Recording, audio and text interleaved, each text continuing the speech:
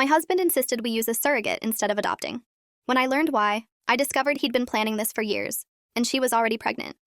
My husband Derek threw the adoption brochures in the trash while I stood in our kitchen holding a coffee mug that suddenly felt too heavy. We'd been trying to have a baby for 6 years. 3 rounds of IVF had failed. My eggs were viable, but my uterus had scarring from a surgery gone wrong when I was 23. The doctors said carrying to term would be nearly impossible. I'd suggested adoption 6 months ago, and Derek had been stalling ever since. Now he was telling me he'd found a better solution: a surrogate. He said he'd already been researching agencies and had found the perfect candidate: a woman named Sloan who was 28, healthy, and had successfully carried 2 pregnancies before. He showed me her profile on his phone with this intensity in his eyes I'd never seen. She had auburn hair and green eyes and a smile that seemed too familiar. I asked where he found her, and Derek said through a friend who'd used a surrogate last year. He said Sloan was available immediately and willing to start the process within weeks. I asked why he hadn't discussed this with me before researching so extensively. Derek said he wanted to have options ready because adoption could take years, and he knew I was devastated after the 3rd IVF failure. He said surrogacy would let us have a biological child, that we could use my eggs and his sperm and have the family we'd always dreamed of. But something in his voice felt rehearsed. The way he emphasized biological child made my stomach turn. I told him I needed time to think about it. Surrogacy felt more invasive than adoption, more complicated legally and emotionally. I'd have to watch another woman carry our child while my body remained broken. Derek's face hardened when I hesitated. He said I was being irrational and that if I really wanted a baby, I should be grateful he'd found a solution. He said adoption meant raising someone else's child with unknown genetic backgrounds and potential problems. He said with surrogacy, we'd know exactly what we were getting.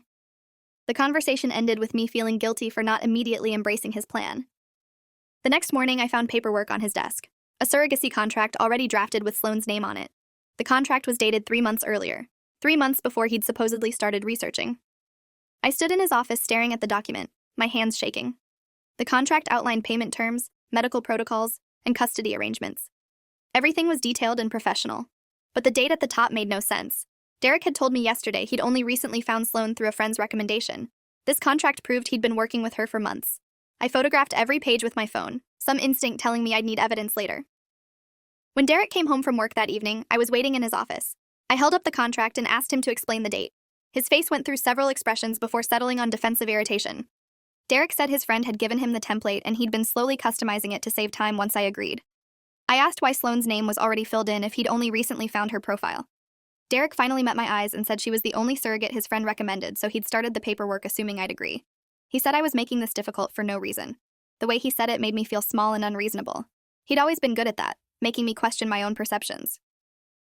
I asked to meet Sloan before we proceeded. Derek said that wasn't necessary until we signed contracts, but I insisted. He finally agreed to arrange a meeting for the following week. He said I'd feel better once I met her and understood how perfect she was for us. Something about the word perfect made my skin crawl. I spent those days researching surrogacy laws and scrolling through the agency website Derek had shown me. Sloan's profile was professional and detailed, but something about it felt wrong. The timeline of her previous surrogacies didn't quite align with the dates listed. One pregnancy supposedly overlapped with another by 2 months. I called the agency asking general questions about their vetting process. The woman who answered had a script she read from about background checks and medical screenings. When I mentioned Sloan's name specifically, there was a pause. She said she'd need to call me back. I asked why, and she said she needed to pull Sloan's file to give me accurate information. I said I'd wait, but she insisted on calling back within the hour. The call never came. When I tried again the next day, the number went to a generic voicemail. I tried several more times over the following days. No one ever answered. I searched for the agency name online and found almost nothing beyond a basic website that looked recently created. No reviews, no news articles, no social media presence. The website had stock photos of babies and smiling couples, but no actual testimonials or case studies. I took screenshots of everything. I showed Derek that evening, and he said surrogacy agencies were often low profile due to privacy concerns. He said I was looking for problems where none existed. He said my anxiety about having children was making me paranoid. The meeting with Sloan was scheduled for Saturday at a coffee shop downtown. I arrived 15 minutes early and sat in my car watching the entrance. Derek's car pulled up at exactly 3 p.m., and I was about to get out when I saw Sloan was already inside at a corner table visible through the window. Derek walked in and they hugged. Not the polite greeting of new acquaintances, but the comfortable embrace of people who knew each other well. Derek's hand lingered on her lower back as they separated. They sat and talked for 5 minutes before Derek checked his phone. He saw my text saying I was parking, and his entire demeanor changed, becoming more formal. He sat up straighter. Sloan stopped smiling. They both arranged their faces into professional expressions. When I walked in and approached their table, Sloan stood and extended her hand with a smile that didn't reach her eyes. Derek kissed my cheek and said he'd just been telling Sloan how excited we were. But I'd seen them before I entered. They hadn't been talking about us at all. We talked for an hour about logistics and expectations. Sloan said she'd always wanted to help couples who couldn't conceive naturally. She said pregnancy was easy for her and she believed in giving the gift of parenthood to those who desperately wanted children. She used phrases that sounded rehearsed, probably from a script on surrogacy websites. But she kept looking at Derek when she spoke, not at me. I asked about her previous surrogacies and she gave vague answers about the families preferring privacy. She said both families had been wonderful to work with and she'd remained friends with them. I asked if we could contact them for references and Sloan's smile tightened. She said the contracts included strict confidentiality clauses that prevented her from sharing their information. Derek jumped in saying that was standard industry practice. I asked Sloan why she wanted to be a surrogate specifically for us. She said Derek had spoken so passionately about wanting a family that she'd been moved by his story. She said she could tell we'd be wonderful parents. I asked when Derek had told her our story. Sloan's face went blank for a second before Derek said they'd spoken on the phone during the initial consultation. But he told me we hadn't spoken to her yet, that we were meeting her for the first time today. I pointed this out and Derek said he meant initial research consultation through the agency. He said he'd explained our situation when requesting surrogate profiles. The lies were piling up and neither of them seemed concerned about keeping them straight. I excused myself to use the bathroom, needing a moment away from their performance. In the bathroom, I called the number Derek had shown me for the agency. It went straight to voicemail again. I tried searching for Sloan's full name from the contract I'd photographed. Sloan Whitmore. I found her on social media immediately. Her profile was private, but her profile picture showed her with auburn hair at a beach. I could see she had several hundred friends. Tagged photos went back years. I scrolled through what was public and found a photo from 5 years ago at what looked like a corporate event. Derek was in the background talking to someone. They were at the same event. I screenshot it and returned to the table. My hands were shaking as I sat down. I asked Sloan if she'd ever met Derek before this surrogacy arrangement. She said no without hesitation. I asked Derek the same question. He said no. Why would I ask that? I showed them the photo on my phone. Derek's face went completely white. The blood drained from it so fast I thought he might pass out. Sloan looked at him, and then at me, and said that must have been a coincidence, maybe the same conference center. Her voice was less confident now. I asked what conference. Neither answered. Derek was staring at the photo, and Sloan was staring at Derek. I asked again what conference this was. Derek finally said it was a tech industry conference from years ago. He said thousands of people attended, so it didn't mean anything. I asked why he'd lied about knowing her if it was so meaningless. He said he hadn't lied, he'd just forgotten about a random conference from 5 years ago. But the way Sloan was looking at him suggested she hadn't forgotten at all. I stood up and said I needed to leave. Derek grabbed my arm hard enough to hurt and said I was overreacting to a meaningless coincidence. I pulled away and told him not to touch me. The other customers in the coffee shop were starting to stare. I walked out and Derek followed me to the parking lot calling my name. People on the sidewalk turned to watch. I got in my car and locked the doors. He stood outside my window saying Sloan was just someone he'd worked with years ago and he'd forgotten about the conference. He said it didn't matter because she was still a qualified surrogate. I asked why he'd lied about knowing her. Derek said he didn't want me to feel weird about using someone he'd worked with briefly. He said I was sabotaging our only chance at having a baby. I asked what else he was lying about. He didn't answer, just stood there looking desperate and angry. I drove home and Derek stayed out for hours. When he finally came back around 10 p.m., he went straight to his office and closed the door. I could hear him on the phone speaking in low, urgent tones. I pressed my ear to the door and heard him say they needed to stick to the story. He said I was getting suspicious and they had to be careful. He said he'd handle it, but she needed to back him up. I recorded the conversation on my phone. The next morning, I hired a private investigator. Her name was Veronica, and she specialized in infidelity and background checks. I told her everything and showed her the photos, the contract, and the recording.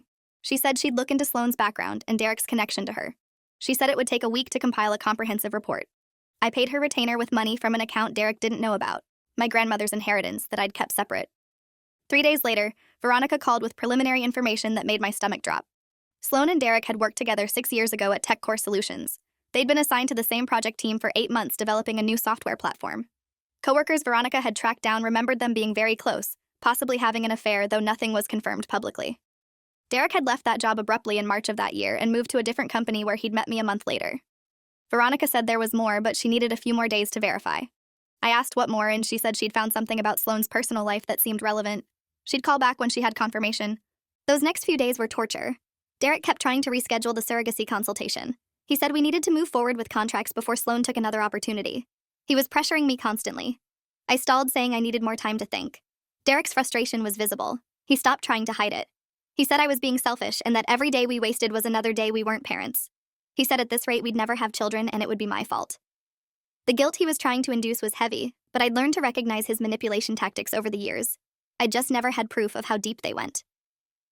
Veronica called back on a Thursday evening while Derek was working late. She said she'd confirmed that Sloan had been pregnant 6 years ago. Hospital records showed she'd given birth to a daughter in November of that year. The father wasn't listed on the birth certificate, but the timing aligned perfectly with when Derek and Sloan had worked together. Sloan had never married. She'd raised the child alone. Veronica said she'd found more recent information too. Sloan was currently pregnant, approximately 6 months along.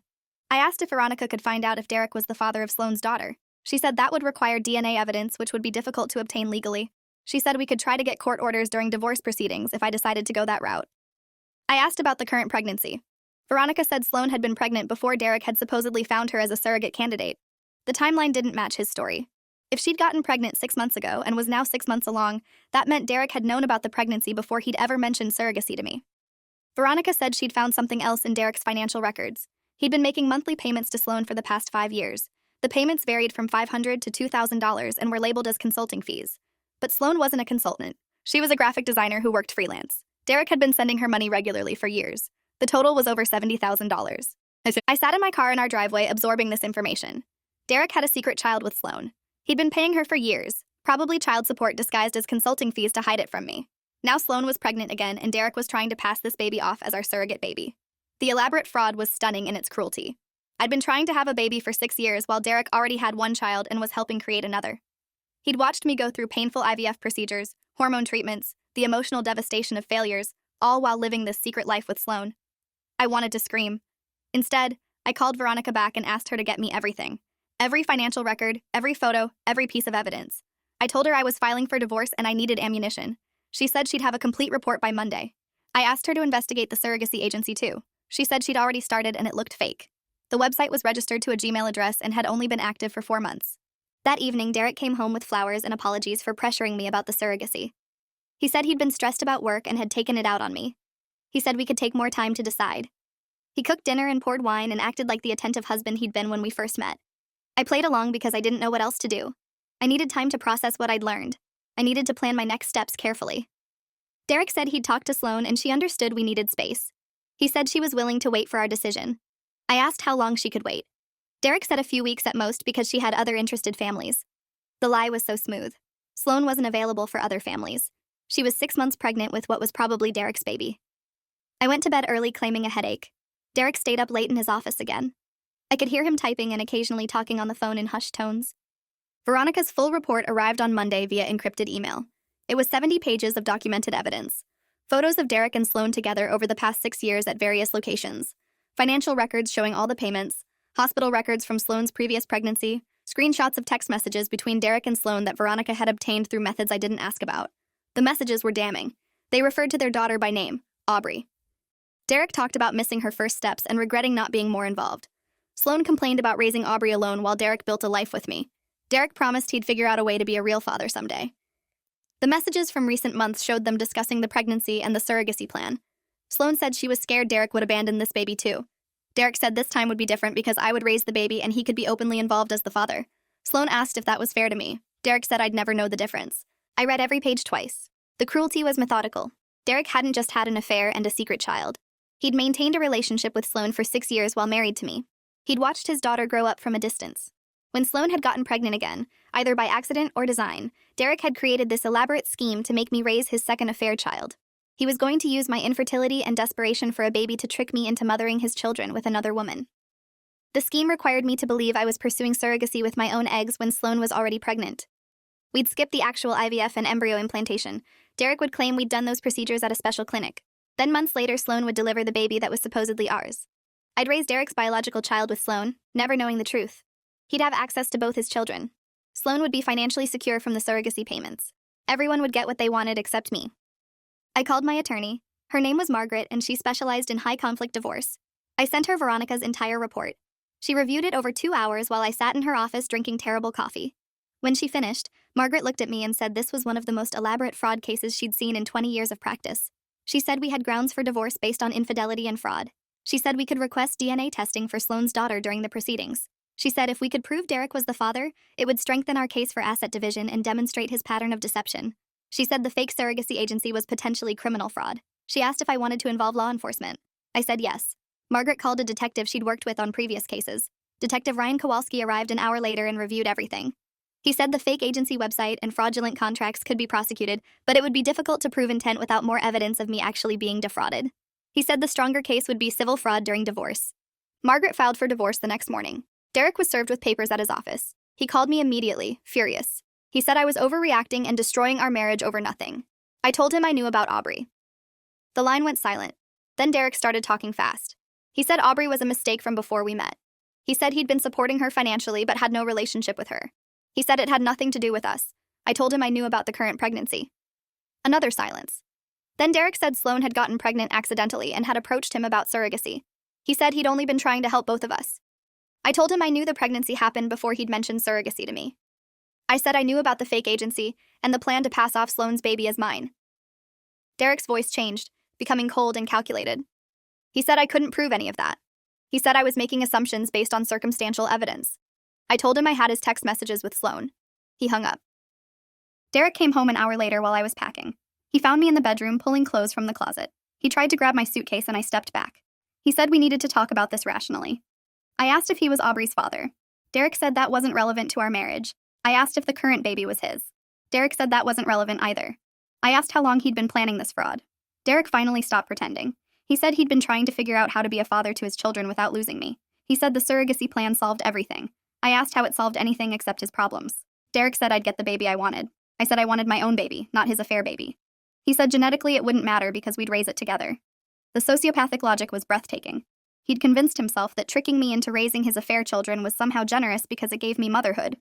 I told Derek to leave. He refused, saying we needed to work this out. I called Margaret and she called the police. An officer arrived and explained that this was a domestic situation requiring one party to leave temporarily. Derek argued but eventually grabbed some clothes and left. I changed the locks that night and installed a security system the next morning. Margaret filed emergency motions requesting Derek stay away from the house. She also filed motions requesting DNA testing for both of Sloan's children and a full forensic accounting of Derek's finances. The judge granted the restraining order but said DNA testing would require Sloan's cooperation or a compelling legal reason. Margaret argued that Derek's paternity was relevant to asset division and child support obligations. The judge said he'd rule on the DNA motion after reviewing more information. Derek's attorney filed counter motions claiming I was engaging in a vindictive campaign to destroy his reputation. He claimed the divorce was based on misunderstandings and that I was mentally unstable. The scandal exploded within our social circle. Friends took sides. Derek's family called me constantly demanding to know what was happening. His mother said I was destroying her son's life over mistakes that happened before I'd even met him. I told her Derek had been seeing Sloan throughout our marriage. She said I was lying. I sent her selected text messages between Derek and Sloan discussing Aubrey. She stopped calling. My family was supportive but shocked. My mother kept saying she'd never trusted Derek completely, but hadn't wanted to interfere. My sister offered to let me stay with her, but I wanted to stay in my house. I'd worked to afford this house. Derek could find somewhere else to live. Sloan's attorney contacted Margaret saying Sloan was willing to cooperate with DNA testing. Margaret was surprised. We'd expected Sloan to fight it, but apparently Sloan was angry at Derek now too. She'd thought Derek was going to leave me and be with her after the surrogacy fraud succeeded. She'd thought they'd raise both children together. Derek had apparently never intended that. He'd wanted to stay married to me and keep Sloan as his secret family. The DNA tests were ordered by the court. Derek fought it until the end, but the judge ruled that paternity was relevant to financial obligations. Sloan brought her daughter Aubrey to the testing facility. I wasn't there, but Margaret got the report. Aubrey was a beautiful little girl with auburn hair and Derek's eyes. She was 4 years old, and according to the court-ordered psychologist who'd interviewed her, she knew Derek as Daddy's friend who visits sometimes. Derek had been seeing his daughter sporadically for years, enough to confuse her about his role but not enough to be an actual father. The results came back 3 weeks later. Derek was the biological father of Aubrey with 99.99% certainty. Sloan was 8 months pregnant by then. She agreed to amniocentesis to test paternity of the current baby. Those results took another 2 weeks. Derek was also the father of the baby Sloan was carrying with 99.99% certainty. The evidence was irrefutable. Derek had 2 biological children with Sloan, one that he'd abandoned and one that he'd tried to trick me into raising. The divorce proceedings became a media spectacle. Someone leaked the story to a local news blog. The headline was, "Tech Executives' Elaborate Surrogacy Fraud Exposed." The story outlined Derek's plan to pass off his affair baby as a surrogacy baby. It included quotes from court documents and described the fake agency website. Derek's company put him on administrative leave pending investigation.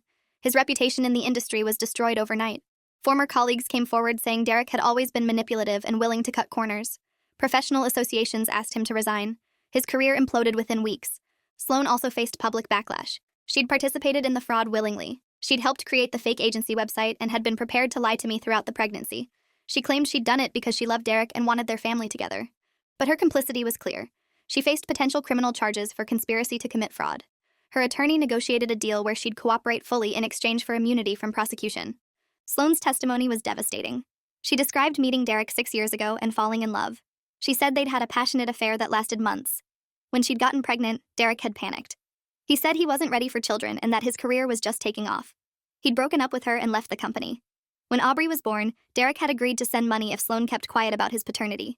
He'd visited occasionally, but always in secret. He'd told Sloane he'd leave his wife eventually, but the timing had never been right. When Sloane had gotten pregnant again last year, she'd told Derek immediately. He'd been angry at first, saying she'd trapped him again. But then he'd come up with the surrogacy plan. He'd said it was brilliant. He could be a father without admitting his affairs. Sloane would get money and stability. I'd get the baby I desperately wanted. Everyone would win except no one would know the truth except them. Sloane said she'd created the fake agency website using a template. Derek had dictated what information to include. They'd practiced their stories for when they'd meet me. Derek had coached her on what to say and how to act. He'd told her to keep her distance emotionally so I wouldn't get suspicious. The entire thing had been choreographed. Sloane said she'd had doubts throughout. She'd asked Derek multiple times if they should just tell me the truth. Derek had said absolutely not. He'd said I was already broken from infertility and this would destroy me completely. He'd said the kinder thing was to let me believe I was getting my own baby. Sloane said she'd convinced herself Derek was right, that she was helping me by giving me a child to love. She said she understood now how wrong it had been. She said she was sorry. Her apology felt hollow. She'd been willing to deceive me until Derek's plan fell apart. She'd only turned on him when she'd realized he'd never intended to choose her over me. The financial forensics revealed more lies. Derek had paid Sloane over $90,000 during our marriage. The money had come from our joint accounts, bonuses, tax returns. Money I'd thought was going to savings or investments had been transferred to Sloane in small amounts to avoid detection. Derek had been systematically stealing from our marital assets to support his secret family. The judge was furious. She said she'd rarely seen such calculated deception. Derek was ordered to repay the $90,000 plus interest. He was ordered to pay child support for both of Sloane's children based on his income. He was required to pay all of my attorney fees, which had reached nearly $50,000. He lost claim to our house because it had been purchased with money he'd stolen from. I was awarded the house, most of our investments, and a significant cash settlement. Derek's attorney argued he couldn't afford all these obligations. The judge said he should have considered that before committing fraud. Sloane gave birth to a boy she named Evan. Derek was listed as the father on the birth certificate. His parents sued for grandparent visitation rights for both children. Derek's mother said her grandchildren deserved to know their family. She claimed I'd poisoned the court against Derek and that he was a good father who'd made mistakes. Margaret argued that Derek had abandoned one child and had tried to commit fraud regarding the other. The judge ordered supervised visitation for Derek with both children, but gave his parents limited grandparent rights. Sloane's relationship with Derek deteriorated rapidly once I was out of the picture. Without me as the common target of their scheme, they turned on each other. Sloane sued Derek for full custody, claiming he was an unfit father. Derek countersued, claiming Sloane had manipulated him into the fraud scheme. He said she'd gotten pregnant on purpose both times to trap him. Sloane said Derek had promised to leave me and marry her. Derek said he'd never made such promises. They destroyed each other in court while their children grew up in chaos. I sold our house a year after the divorce finalized. It held too many memories of Derek's lies. I moved across the country to Portland where my sister lived. I needed distance from everything that had happened. I needed to rebuild my life without the weight of Derek's deception crushing me. I found a therapist who specialized in trauma from betrayal. Her name was Dr. Monica Chen, and she was patient while I processed years of manipulation. She helped me understand that Derek had targeted my vulnerability systematically. He'd known my deepest pain about infertility and had weaponized it. He'd used my grief as a tool to control me. She said predators often choose victims who are already wounded because they're easier to manipulate. She said Derek's ability to maintain the fraud for so long demonstrated sociopathic tendencies. Normal people couldn't deceive loved ones so thoroughly without guilt. Derek had felt no guilt at all. He'd only felt sorry when he'd gotten caught. Therapy was brutal and necessary. I had to examine how I'd missed signs of Derek's deception. There had been clues throughout our marriage: his phone that he'd guarded carefully, his unexplained absences, his reluctance to have children earlier in our marriage when my fertility would have been better, his sudden enthusiasm for surrogacy specifically. I'd dismissed all of it because I'd loved him and trusted him. Dr. Chen said that's what victims do. We trust people we love. That's normal. What wasn't normal was Derek's exploitation of that trust. She said I needed to stop blaming myself for not seeing through his lies sooner. She said the person responsible for deception is always the deceiver, not the deceived. It took months to internalize that truth. I'd spent so long thinking I should have known better. But Derek had been playing a long game. He'd been lying since before we'd met. I'd never had a chance to know the real person I'd married because Derek had never shown me who he really was. 2 years after the divorce, I felt ready to consider dating again. My sister convinced me to join an app. I was reluctant but lonely. I missed partnership even though I didn't miss Derek. I went on mediocre dates with men who talked about themselves for hours. I went on awkward dates where conversation died within minutes. I almost quit entirely before I matched with Elijah. His profile was simple. He was a software engineer who loved hiking and cooking. He had a daughter from a previous marriage. His photos showed him genuinely smiling, not the posed corporate shots many profiles featured. We messaged for a week before meeting. He was thoughtful in his questions and funny in his observations. When we finally met for coffee, I knew within minutes he was different from the other dates. He actually listened when I spoke. He asked follow-up questions. He was interested in me as a person, not just as a potential relationship. We took things slowly. Elijah had been through a painful divorce too. His ex-wife had cheated with his best friend. He understood betrayal. We spent months just talking, sharing our histories carefully. When I finally told him about Derek and the surrogacy fraud, Elijah held my hand and said he was sorry I'd been through that. He didn't minimize it or compare it to his own experience. He just witnessed my pain. He met my family and they loved him immediately. My sister said he was the anti-Derek in every way. Honest, kind, secure. I met his daughter Piper when we'd been dating 6 months. She was 8 years old and brilliant and immediately asked if I could help with her science project on volcanoes. She didn't have her mother in her life regularly anymore. Her mother had moved to a different state and saw Piper rarely. Piper was wary of me at first but warmed up when she realized I wasn't trying to replace her mother. Elijah and I talked honestly about children a year into our relationship. I told him I couldn't carry a pregnancy safely. He said he'd always wanted more kids but would only pursue it if I was comfortable. We discussed adoption and legitimate surrogacy. The idea of surrogacy terrified me after what Derek had done, but Elijah said we could research agencies together and interview multiple surrogates. He said we'd only proceed if I felt completely safe. We spent 6 months researching before selecting an agency called Pacific Surrogacy Services. They were a well-established agency with decades of experience and hundreds of successful surrogacies. They had extensive vetting processes, psychological evaluations for surrogates, and clear legal protocols. We interviewed 5 surrogates before meeting Gabriella. She was 32 and had carried 3 successful surrogate pregnancies for other families. She had her own 2 children, and her husband fully supported her work as a surrogate. Gabriella was warm but professional. She explained that she'd become a surrogate after her sister had struggled with infertility. She'd seen the pain of wanting children and not being able to carry them. She'd discovered she loved pregnancy and had easy, healthy pregnancies. She wanted to help families who couldn't experience pregnancy themselves. We asked about her previous surrogacies, and she provided references. We called the families, and they all spoke glowingly about Gabriella. She'd been supportive and communicative throughout. She'd respected boundaries and had remained friends with all the families in appropriate ways. We asked Gabriella why she wanted to work with us specifically. She said she'd read our family profile and had been moved by my story of infertility and loss. She said Elijah's dedication to his daughter showed he'd be a wonderful father to another child. She said she'd be honored to help us. Unlike Sloane's rehearsed responses, Gabriella's words felt genuine. We used my eggs and Elijah's sperm for the IVF procedure. The embryo transfer happened on a rainy November morning. Gabriella invited us to be present. We held her hands during the procedure and cried when the doctor confirmed the embryo had been successfully transferred. We waited 2 weeks for the pregnancy test, the longest 2 weeks of my life. When the call came confirming Gabriella was pregnant, Elijah and I held each other and sobbed with joy and relief. This pregnancy was real and honest. No fraud, no deception. Just a generous woman helping us create our family. Gabriella sent us weekly updates with photos of her growing belly. She invited us to every prenatal appointment. We heard the heartbeat together. We saw ultrasounds showing our daughter developing healthy and strong. Gabriella never overstepped boundaries or tried to insert herself into our family beyond her role as surrogate. She was carrying our child, and she respected that distinction completely. The pregnancy was healthy and uncomplicated. Gabriella took excellent care of herself. She followed all medical recommendations. She sent us photos of her eating well and walking daily for exercise. She texted funny observations about pregnancy cravings and fatigue. She included us in every aspect without making demands. When complications arose at 36 weeks with Gabriella's blood pressure, she immediately notified us. We rushed to the hospital and stayed with her through monitoring. The doctors recommended early delivery for safety. Gabriella was calm throughout. She said our daughter's health was the priority.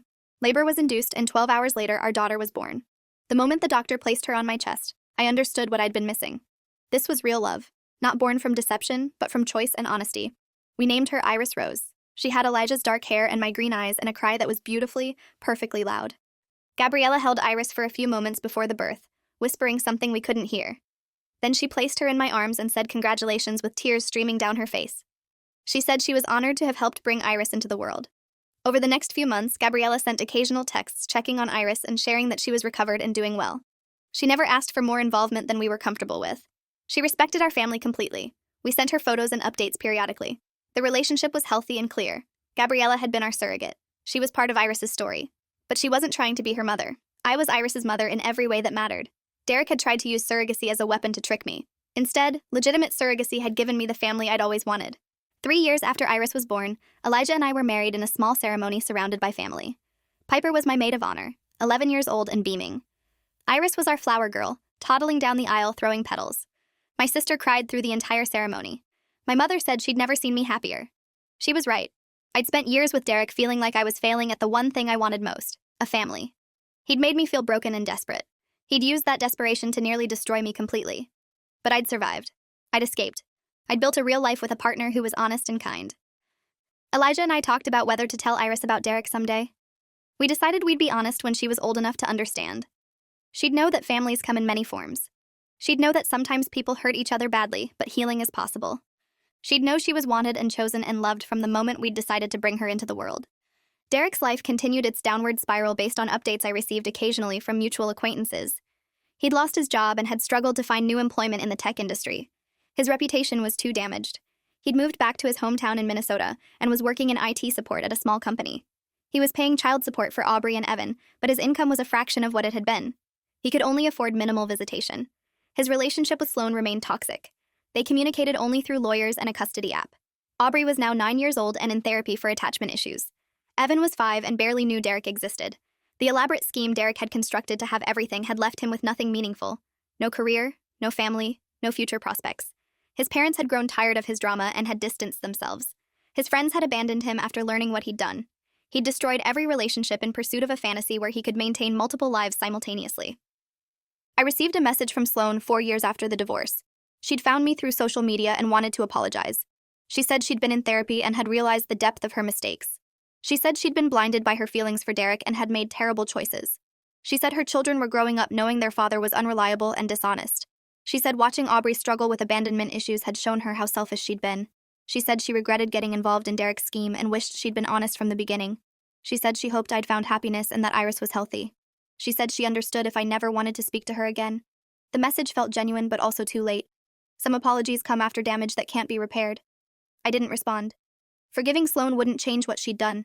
She'd actively participated in Derek's deception. She'd laughed at my pain in those text messages the private investigator had found. She'd been willing to watch me raise her baby believing it was mine through surrogacy. Her regret now didn't undo the trauma or the betrayal. I blocked her and moved forward. Elijah and I discussed whether to pursue another surrogacy for a second child. We decided to wait a few years and see how we felt. Piper was now 14 and navigating high school. Iris was 4 and full of energy and questions. Our family felt complete, but we left the door open for future possibilities. We'd learned that plans could change and that flexibility was important. What mattered was honoring each other's feelings and making decisions together honestly.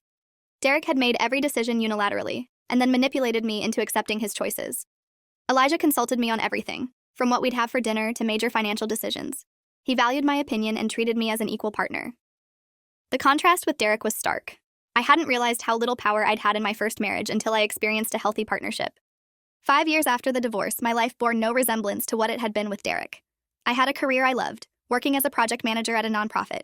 I had Elijah and our blended family. I had my own money and independence. I had friends who genuinely cared about me, not just people who tolerated me because I was Derek's wife. I had Iris who called me mama and ran to me when she was scared or happy or needed comfort. I dreamed of being a mother for so long while Derek had sabotaged that dream at every turn. Now I was a mother to Iris and a stepmother to Piper. Both girls knew they were loved completely. Derek had wanted to exploit my infertility to create a false family built on lies. Instead, his betrayal had freed me to build a real family built on trust. The irony wasn't lost on me. His worst act had led to my best life. Nah, if you enjoyed this, you'll definitely want to see the next ones too. So subscribe now and let me know your take in the comments.